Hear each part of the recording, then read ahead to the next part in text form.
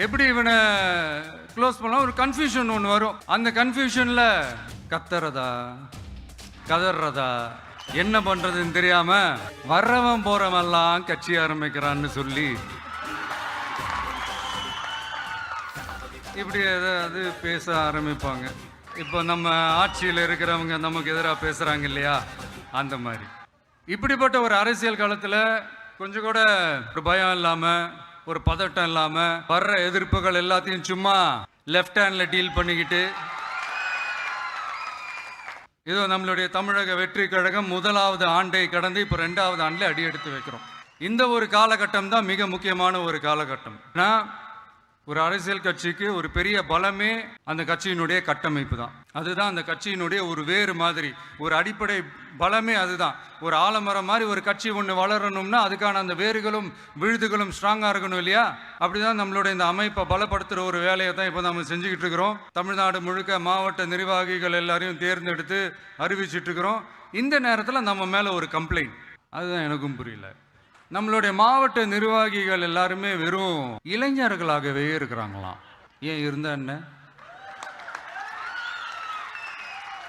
அறிஞர் அண்ணா அவர்கள் கட்சி ஆரம்பிச்சப்பா அவர் பின்னாடி நின்னதும், புரட்சி தலைவர் எம்ஜிஆர் அவர்கள் கட்சி ஆரம்பிச்சப்பா அவர் பின்னாடி நின்னதும் வெறும் இளைஞர்கள் தான்.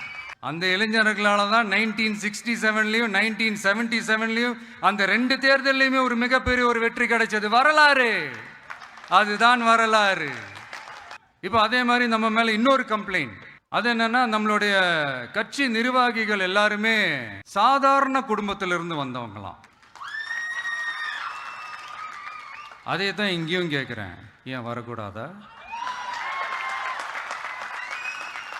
சாதாரண குடும்பத்திலேருந்து வந்தவங்க தான் பெருசு பெருசாக சாதிச்சிருக்கிறாங்க. இன்னும் சொல்ல போனா நம்மளுடைய கட்சி எளிய மக்களுக்கான கட்சி தானே. அப்படி இருக்கும்போது நம்மளுடைய கட்சி நிர்வாகிகளும் எளிய குடும்பத்தை சேர்ந்தவங்களா தான் இருப்பாங்க. நம்மளுடைய கட்சி ஒன்றும் பண்ணையாறுகளுக்கான கட்சி கிடையாதுல்ல.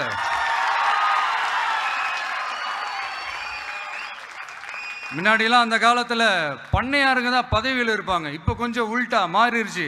பதவியில் இருக்கிறவங்களாம் பண்ணையாராக மாறிடுறாங்க.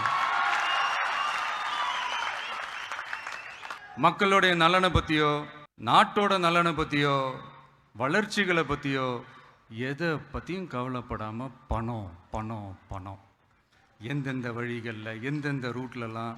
இப்படிப்பட்ட இந்த மைண்ட் செட் உள்ள இந்த பண்ணையார்களை அரசியலை விட்டே அகற்றுவது தான் நம்மளுடைய முதல் வேலை.